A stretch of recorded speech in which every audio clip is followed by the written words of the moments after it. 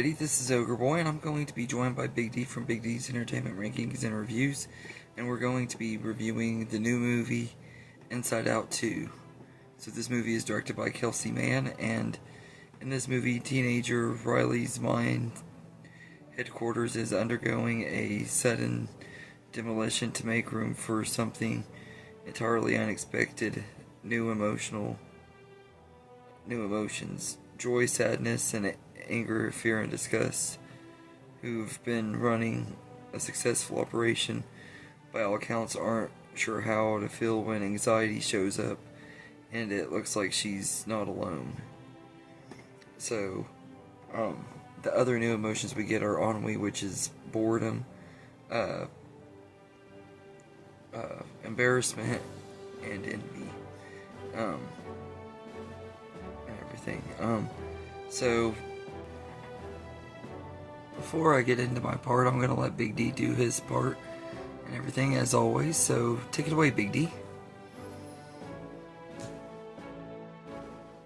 Hey everyone, this is the Big D, and I'm back again to collab with Ogre Boy on a review of Disney and Pixar's newest hit film. This has already taken theaters by storm, Inside Out 2. First off, I really like the story for the film. I mean, it takes place just a year after the events of the first film, where the emotions that are inside Riley's head are enjoying their lives and they're about to meet new emotions. Just like before, the cast of characters are very, very good. I mean, aside from Riley, who's now a teenager, but we still got the same great emotions though. Joy, sadness, fear, anger, and disgust. They're all good just like before. Next off, the new emotions. Anxiety was, wow, kind of nutsoid at times. Well, for most of the time, but it was pretty funny. But I like the others as well. Embarrassment, ennui, and envy. Now, we do have most of the same voice acting cast from the previous film, like Amy Poehler, Louis Black, and Phyllis Smith, voicing joy, anger, and sadness again. They were all good. Diane Lane and Kyle MacLachlan are back as well, voicing Riley's mother and father. Now, for new additions, we have Tony Hale now voicing Fear. He does pretty good, and Liza Lapira voices Disgust this time. They're both pretty good. Now, for some of the new voice acting cast members, we have, well, aside from Tony Hale and Liza Lapira, Kensington Tallman now takes over the voice of Riley. She's not too bad. The voice actors we get here for new ones were pretty good, but I gotta give Maya Hawke credit for voicing anxiety.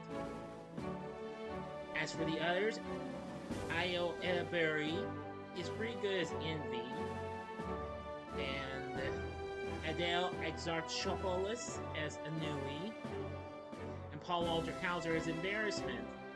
They're all pretty good.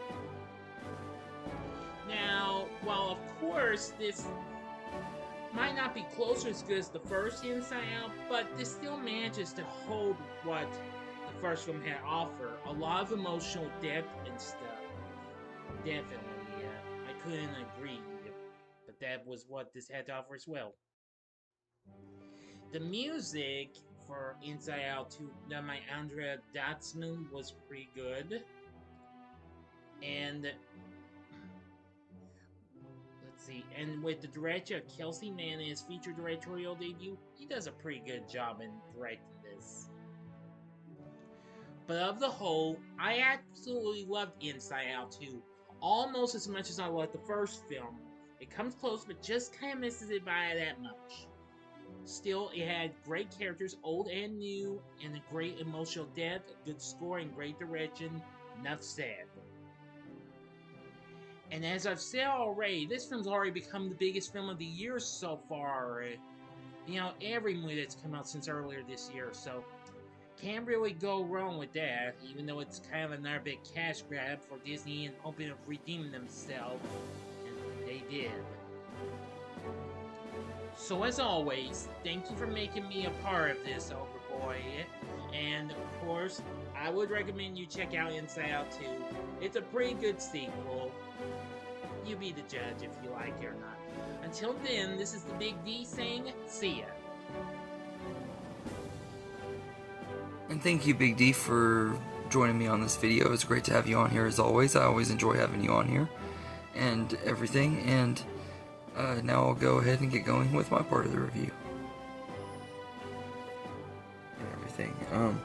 So I think this is an okay sequel. It's not one of Pixar's best sequels to me. I don't think it's one of their very best, but I will say that it is a pretty decent sequel and everything, and it's a good enough time and everything. It's not a horrible movie or anything by any means, but I do love that all the returning characters still, it was great to see them again and everything. They're all still just as lovable as they were in the first movie. And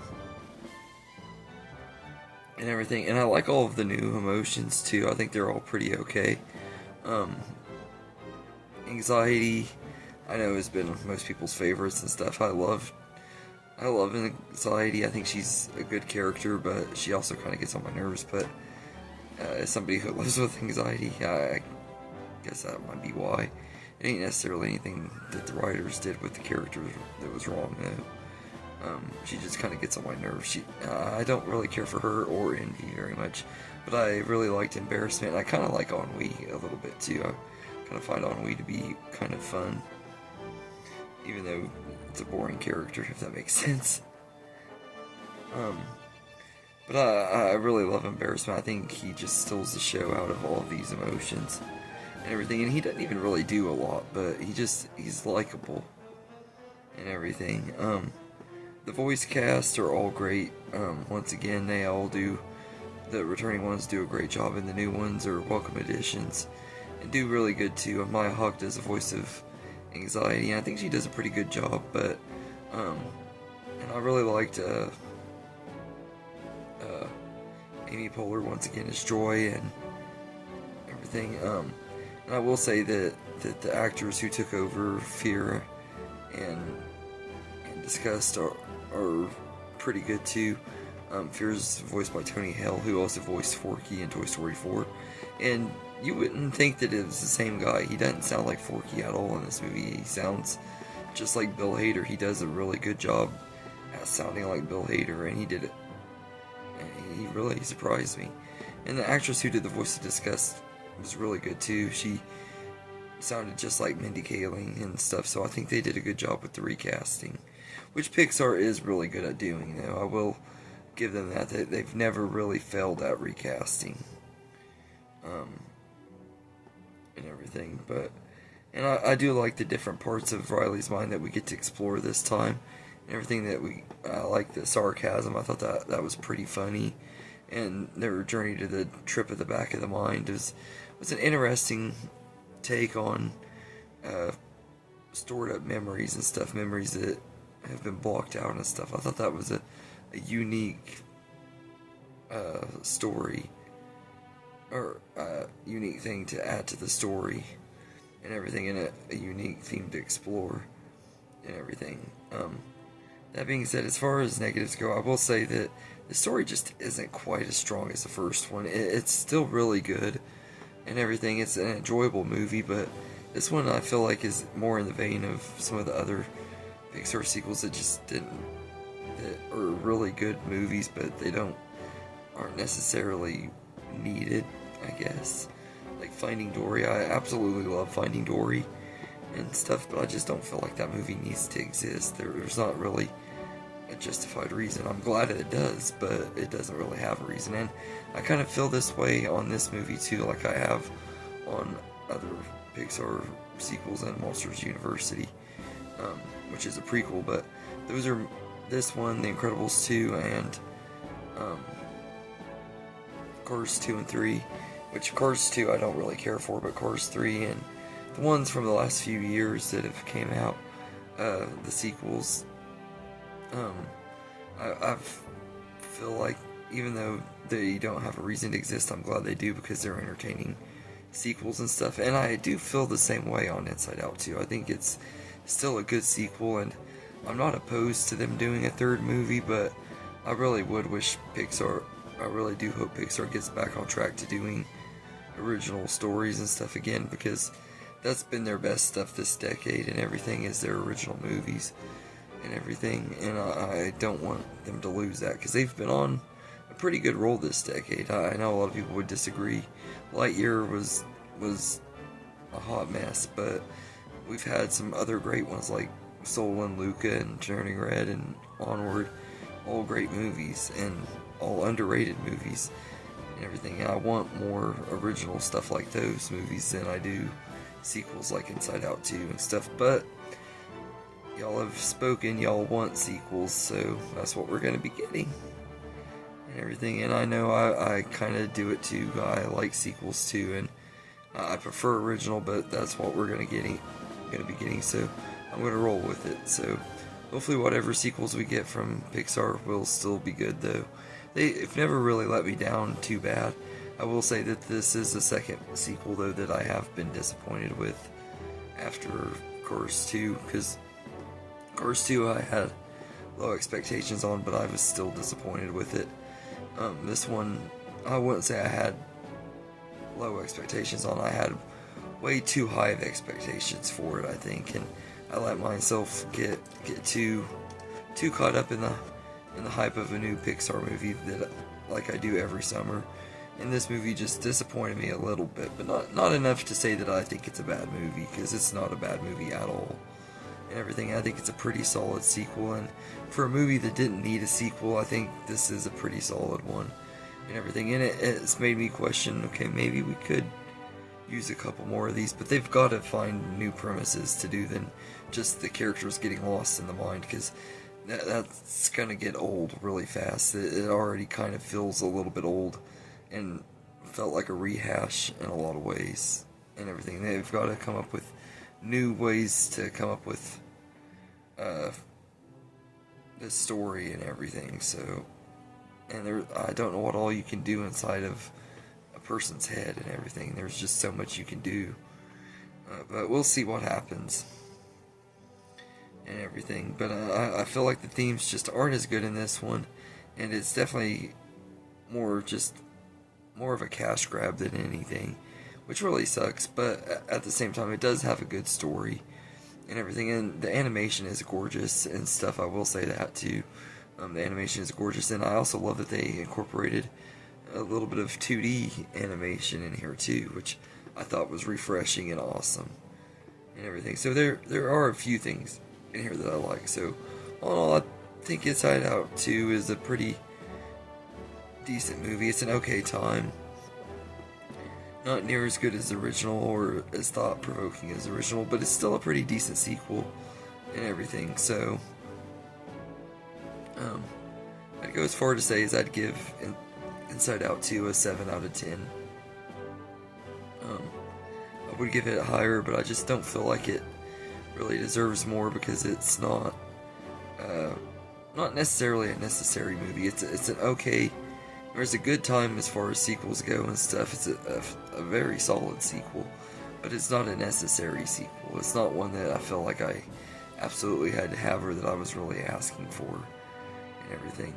There are other Pixar movies I would have preferred sequels to, but this one does make sense on how they do it and everything, and I'm still engaged enough that I would be okay with an Inside Out 3 if we have to have it. I mean, I don't feel like we need it, but if we have to, then I guess why not? Why not just roll with it? Let me see what they do. Maybe we'll see in 6 or 7 years what happens. So, all in all, I think Inside Out 2 was a decent movie. It's not, I don't think it's near as good as everybody is hyping it up to be and everything, but it's a fun time. I've seen better and worse and everything, but I think the hype has kind of destroyed it a little bit for me, which is really sad, seeing that I love Pixar and I love the first Inside Out, but I do feel like the hype on this one doesn't live up to it like the first movie did. But it's a decent enough sequel. But this one kind of reminds me of Shrek 2 in a lot of ways. Like, I think that because of how much I love the original, my expectations were so high that by the time I saw it, I was destined to be disappointed no matter what.